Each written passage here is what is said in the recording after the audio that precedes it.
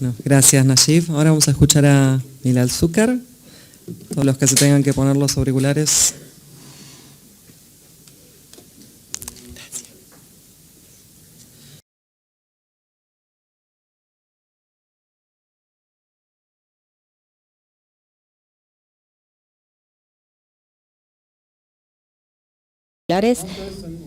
Hay una persona que tuvo mucho efecto. Yo tenía puestos los auriculares cuando estaban traduciendo al inglés y bueno, veía que los demás no los tenían. Ahora se revirtió la situación.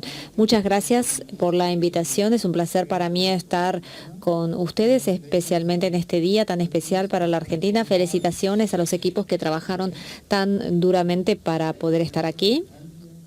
Cintia, Andrea, a la gente del ministerio, gracias al BID y a todas las personas que participaron en esta iniciativa. Es un privilegio para mí estar aquí. Bueno, se dijeron muchas cosas, no sé si hay mucho más que yo podría agregar, simplemente algunas ideas de lo que yo he aprendido. Les voy a mostrar qué es realmente lo que es la adopción de BIM. Cuando hablamos de que la Argentina está pasando a una adopción paulatina de BIM, ¿qué significa realmente? ¿Qué incluye esto? ¿Cuál es el rol de cada uno de ustedes aquí presentes en esta transformación que es tan importante? Que está sucediendo en todos lados. Entonces, una cosa que nosotros siempre decimos es que la transformación digital se está acercando cada vez más, pero eso ya no es cierto porque la transformación digital ya está entre nosotros, está alrededor de nosotros, omnipresente, y nosotros tenemos que abrazarla, tenemos que subirnos a esa ola y tenemos que ser muy buenos surfistas, como son los australianos. Entonces, yo no voy a hablar de lo que es transformación digital. Ustedes saben más de ella que lo que sé yo para el caso. Pero voy a hablar de cuál es el modelado de información de construcciones en este ámbito. Más que nada de eso vamos a hablar. Ustedes esto lo saben, esto es mucho bla bla, basado en la nube, automatización, robótica, etcétera. Entonces, la pregunta es, ¿cuál es el rol del modelado de la información de construcciones en este aspecto, el BIM? Hay muchas definiciones de BIM. Todas de ellas son erróneas. Y todas son correctas, dependiendo del punto de vista de cada uno. Lo que importa es que representan las transformaciones digitales que estamos viviendo hoy en día y las podemos resumir hoy en día con 3 letras, B-I-M, BIM. Obviamente se utilizan otras terminologías como por ejemplo Industria 4.0 y otros términos para nosotros, y en aras de la simplicidad, todo esto dentro de la industria de la construcción lo vamos a denominar BIM. Cuando hablamos de BIM, no estamos hablando de tecnologías. Estaba teniendo una conversación con mi amigo Mario cuando estábamos paseando por Buenos Aires, qué ciudad tan linda. Y bueno, para mí la tecnología es la peor parte de BIM, o por lo menos la menos importante o la menos interesante. Para mí, más que nada, no es simplemente un proceso, tiene que ver con la transferencia de conocimientos, la información, lo interesante de ver que está ocurriendo un cambio.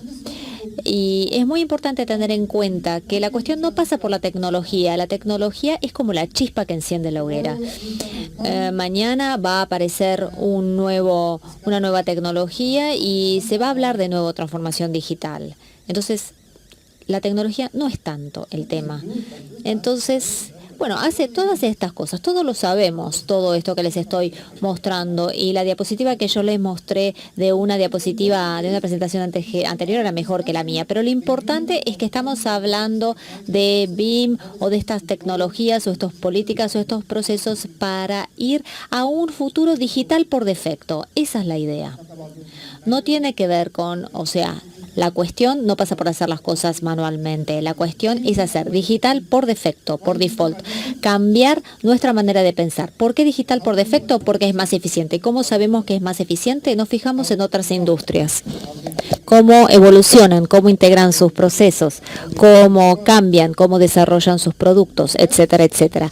Salvo que empecemos a pensar que con digital por defecto vamos a perder mucho de lo que han ganado otros. Tenemos que mantenernos a raya, tenemos que llegar a ese tren. Entonces, ¿qué es la adopción macro BIM? Vamos a hablar de lo que es adopción macro BIM o adopción BIM macro y por qué estas políticas son importantes. Entonces, macro.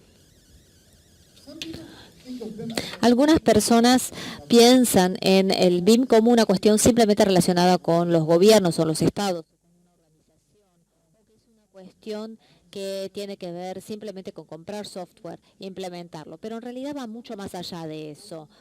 Hay mucho que está involucrado en el mercado cuando intenta adoptar BIM, que nosotros tenemos que considerar. Es necesario estar preparados, es necesario tener capacidades instaladas, nosotros tenemos que difuminar esas capacidades o diseminar esas capacidades por todo el mercado.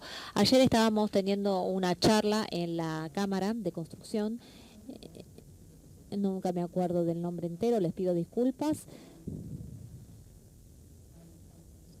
Y lo que decíamos es que si ustedes nos fijamos en una compañía y vemos que una pequeña parte de esa compañía adoptó la transformación digital en forma eficiente, mientras que el resto de los departamentos no lo hicieron, la eficiencia de esa área va a subir, pero esto es algo que se aplica a todas las organizaciones, donde una pequeña cantidad de equipos nada más se beneficia de estas herramientas digitales. Se puede ver que la mejora en el rendimiento no es tan alta.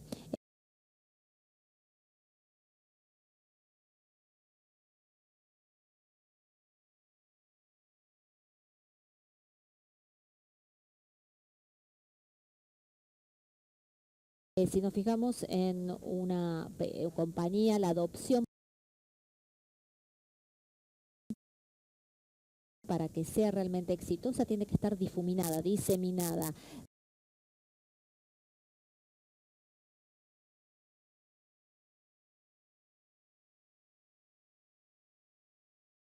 Todo el mundo tiene que trasladarse hacia esa iniciativa. No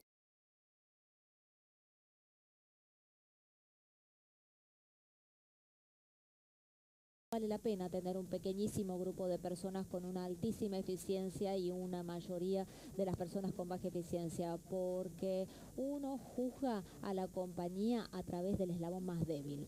Esto también sucede en escala macro.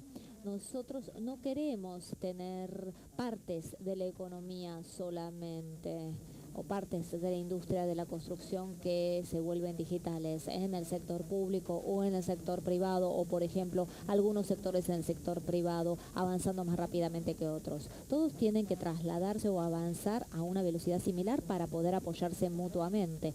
Entonces, cuando hablamos de adopción a nivel macro, estamos mirando todas estas dinámicas diferentes en todo el mercado.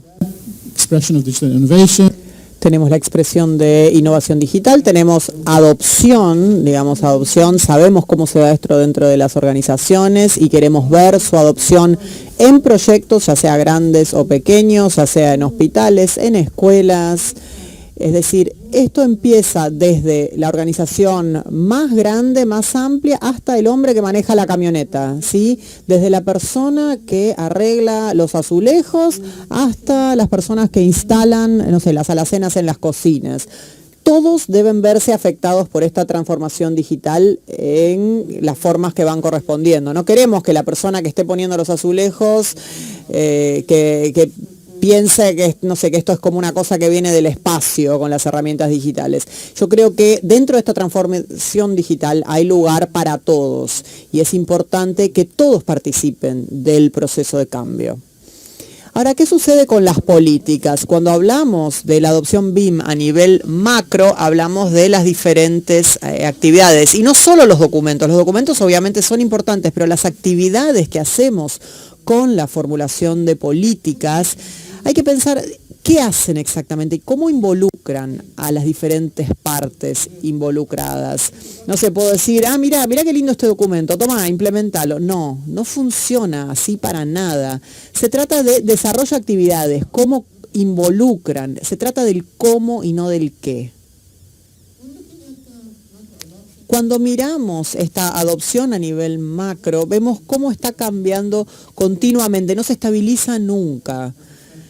Como ya dije, o ya dijeron anteriormente, cuando miramos en Latinoamérica hace algunos años, vemos un mapa, digamos, con muchos distintos colores, pero que está cambiando todo el tiempo. También vemos países que suben y vuelven a bajar en la adopción de BIM. Entonces, es muy importante para aquellos que están alentando la adopción que tengan realmente un dedo puesto en el pulso, que realmente estén sintiendo el pulso constantemente a través de las métricas, ver cuál es la trayectoria del cambio, qué está cambiando, quién lo está cambiando y aún más importante, quién no está cambiando y por qué no lo está haciendo. Porque en realidad no podemos decir, bueno, hagamos solamente esta acción que le funcionó a tal o cual, porque va a funcionar acá. No, esto no funciona así. El hecho de que funcione en un momento del tiempo no significa que va a funcionar de nuevo. Todo es dinámico, todo va cambiando. Y aún más cuando hablamos de adopción de tecnología que implica cambios y que tienen un efecto en las políticas. O sea, está todo interconectado. Está continuamente cambiando. Por eso es tan importante pensar en estas iniciativas. Ahora hay un grupo de 130 investigadores en todo el mundo que conforman una red y que resulta muy interesante lo que están haciendo. Están tratando de entender qué sucede y tratando de aprender qué pasa, por ejemplo, en un determinado país, qué va a pasar en el futuro para ese país, tratar de aplicarlo y trasladarlo a otros países para ver si podemos entender colectivamente cómo se está dando la adopción en estos países para poder aprender y predecir hasta cierto punto qué pasó con el que adoptó tal política u otra. No sé, aquí en este país se dieron incentivos, bueno, lo analizamos y vemos qué pasa en ese mismo país 2 años después, a ver si funcionó. Luego vemos si hubo un mandato en otro país, si funcionó o no. Cuando hablan de mandatos, la gente piensa que son todos los mandatos iguales, y no, son muy diferentes unos de otros.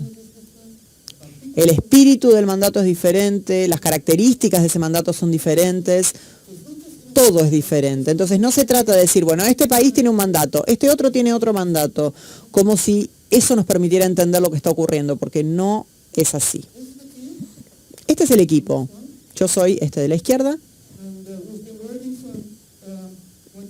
Y desde 2010 venimos trabajando.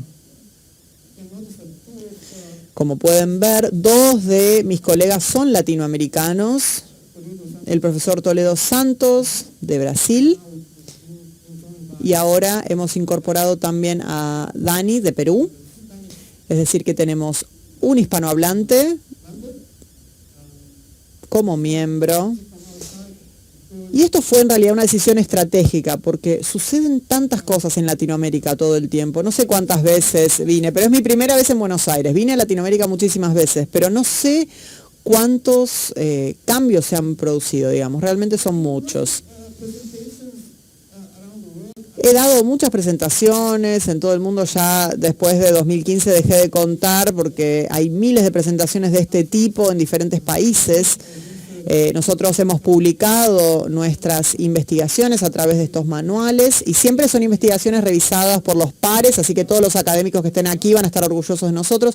Todo lo que publicamos está revisado por los pares y lo pueden descargar y consultar. Realizamos muchas evaluaciones también. Estas fueron las que realizamos de 2015 a 2016. Las que aparecen en color son aquellas que realizamos con el financiamiento del BID. Y este trabajo lo completamos a principios de este año. Lo que van a ver aquí son cifras, pueden ver las de Brasil, que hizo 3 veces la cantidad que en otros países, otros 2 veces. Bueno, realizamos estas evaluaciones cada 2 años, siempre las repetimos. 50 países repetimos las evaluaciones cada 2 años. Y es simplemente para poder entender qué funciona y qué no funciona. Si alguien nos pregunta, Bueno, ¿ustedes qué piensan? ¿Qué funciona? Bueno, quizás esto funcionaría en base a esto y lo otro. Es decir, no hay datos específicos de la industria todavía. Por eso es lo que estamos tratando de recabar. Entonces, en base a toda esta información hay mucho que podemos discutir, pero ¿cómo responden los formadores de políticas ante esta transformación digital y sus desafíos? Obviamente es un enorme desafío y no se puede subestimar la cantidad de trabajo necesaria para alentar a una industria a avanzar hacia adelante. Ya es difícil alentar a nuestros hijos a que hagan algo, ¿sí? Yo tengo 2 adolescentes y les juro que me corté el pelo para que no se me vean las canas que me sacan. Es dificilísimo. Imaginen que están intentando convencer a la industria a avanzar en una dirección que obviamente la beneficia.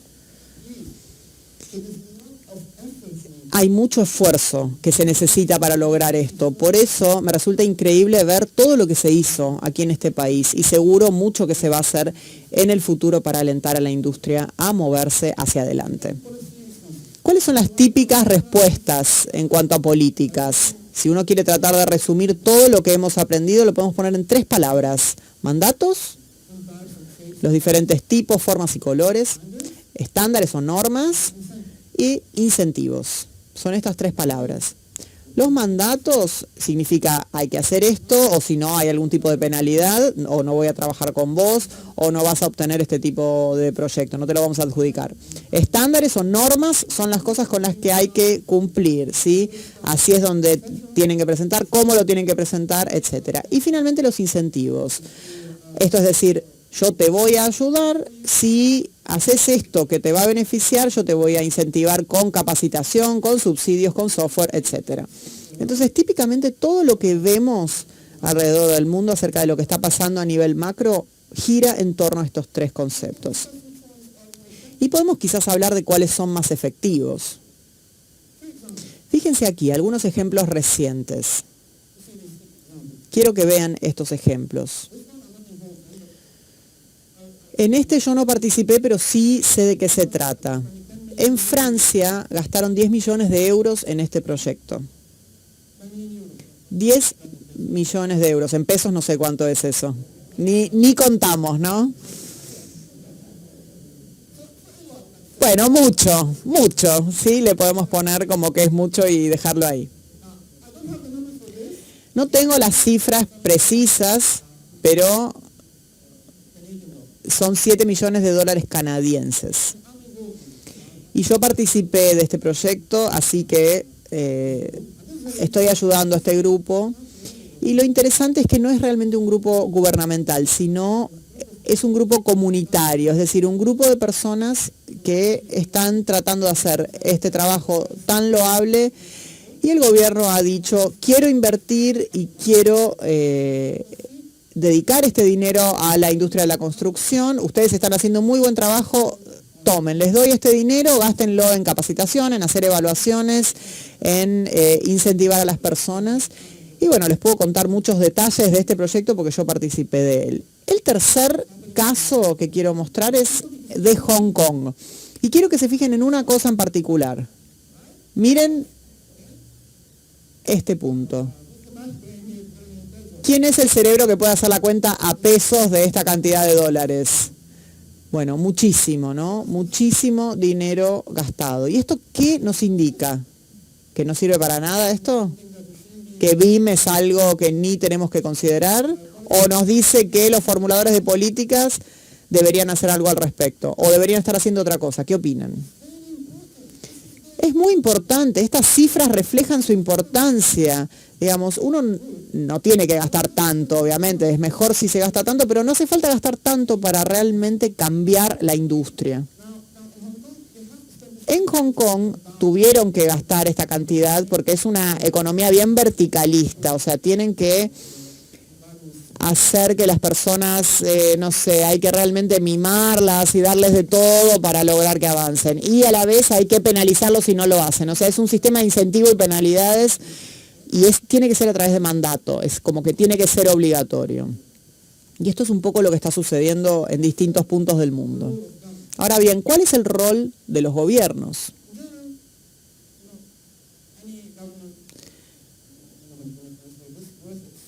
cualquier gobierno tiene que hacer valer lo que invierte, ¿sí?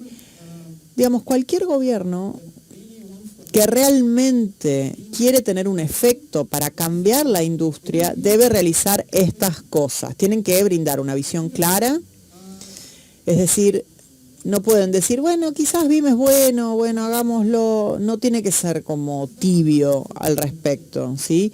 Y este es el mensaje que escuchamos hoy, justamente lo contrario, un mensaje claro, con una visión clara. Se debe demostrar un fuerte liderazgo, se debe involucrar a todos los grupos de interés, se debe brindar incentivos, se debe priorizar la educación y se debe realizar un compromiso para un itinerario de largo plazo. Este es un proceso de largo plazo. Y también es importante la acción colectiva para adopción más rápida, reducir los costos, etc. Entonces lo que quiero hacer ahora es describir qué le pueden decir ustedes a un formulador de políticas y qué tienen que tener en cuenta para poder lograr los objetivos que mencionamos. Entonces hay ciertas cosas que sabemos. Si vemos los mercados, hay ciertas cosas que tenemos que encontrar para garantizar que la adopción está yendo correctamente. Entonces buscamos, ¿tienen objetivos claros? Es decir, queremos llegar aquí para este momento en el tiempo y estos son los pequeños pasos para lograrlo. Hoy lo hemos visto esto, ¿sí? Por la hoja de ruta esto está implementado. ¿Tenemos drivers o tenemos defensores?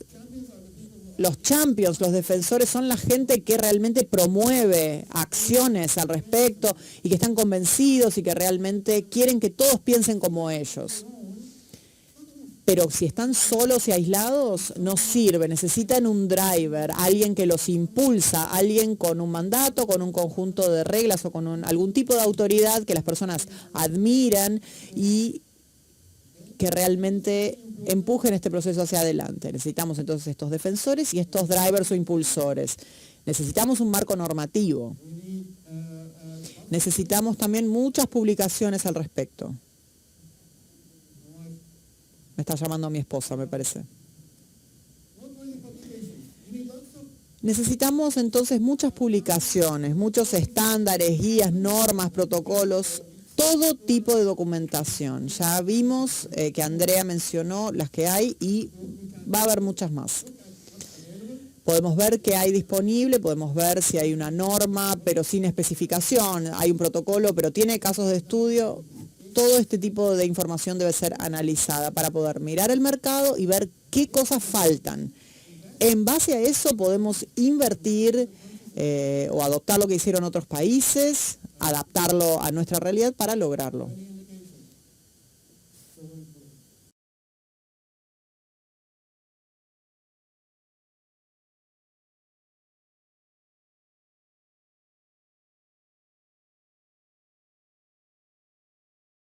Y contar con indicaciones de aprendizaje.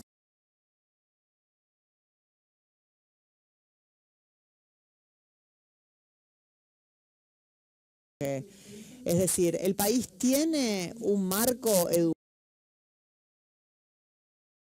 educativo y marco educativo no es solamente hablar de BIM en universidades, es mucho más importante a nivel vocacional. En las universidades está bien a otros niveles, pero cuando llega al nivel técnico, y esto varía de un país a otro, pero cuando llega al nivel técnico es cuando sabemos que es serio. Digamos, las personas que se dedican a los oficios, el subcontratista, el mecánico, cuando ellos están aprendiendo cómo usar herramientas de transformación digital en su trabajo, ahí sabemos que el cambio realmente se está realizando.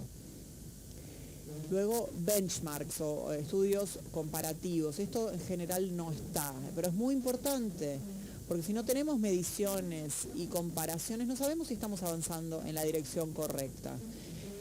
Y preferentemente, mejor tener una persona externa que lo haga, alguien tercerizado. Luego, los entregables y lo que es estandarizado. Todo esto también es fundamental. Hay muchas inversiones que se están realizando en tecnología, en infraestructura, y esto se trata de software, de hardware, de velocidad de la red. Digamos, si uno quiere una adopción a nivel macro, sin ver estas pequeñas islas de productividad, sino realmente un mar de productividad, necesitamos esa red y necesitamos que la velocidad de esa red sea de un suficiente nivel para realmente colaborar con todas las regiones. Se puede hablar de muchas otras cosas, pero creo que nos estamos quedando sin tiempo.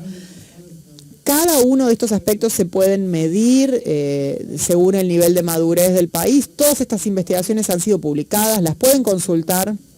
Y solo quiero decir una cosa más, para resumir. Los mercados son interesantes. Cuando nosotros analizamos diferentes mercados, notamos dinámicas diferentes en cuanto a la adopción. Son muy diferentes. En algunos mercados, el gobierno es muy verticalista, digamos, de arriba hacia abajo. Ya lo mencioné a Hong Kong como ejemplo. ¿Qué es esto? ¿Alguien sabe? ¿A quién se le ocurre qué es esto? El gobierno. Bien, es el Parlamento de Canberra. Canberra es la capital de Australia. Este es un error bastante común, pero sí, es la capital. Entonces, bien verticalista, como dije. También escucharon hablar de verticalista, pero de abajo hacia arriba, digamos, una pequeña compañía adoptando algo, promoviéndolo y haciendo que suba hacia arriba, hasta que las empresas más grandes lo adoptan. Pero hay una tercera dinámica que la llamamos la organización intermedia, es decir, son organizaciones medias, por ejemplo, en Brasil, la empresa de electricidad en Quebec, también como ejemplo, este tamaño de empresas que adoptan BIM y entonces va hacia abajo porque llega a la cadena de abastecimiento, pero también hacen lobby para el gobierno para que ellos lo adopten también.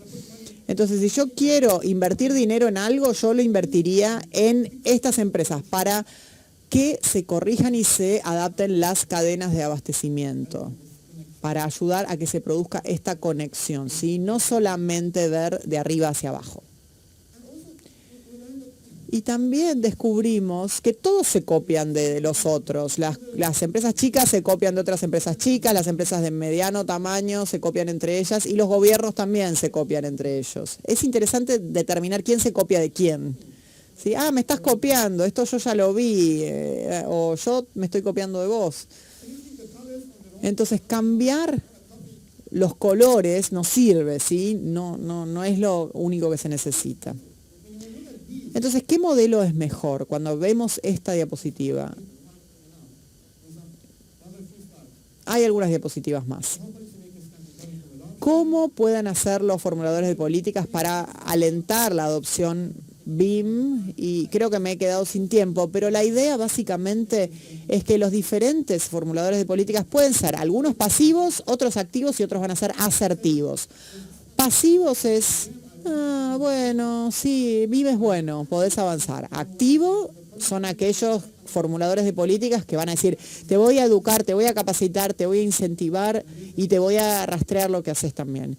Y está el asertivo. Y el asertivo es el que dice, esto te sirve, esto es bueno, no me digas que no te sirve, porque sí es bueno para vos. Uno lo logra aplicar y lo controla, ¿sí? Y de estas combinaciones hay miles a lo largo del mundo. Y esto depende de la cultura en general. Algunas personas no se mueven a menos que los formuladores de políticas sean así. Les voy a dar un par de cuestiones acá. Nosotros hicimos un estudio en Irlanda en el año 2019 y en el año 2019. Como pueden ver, el cambio es mínimo.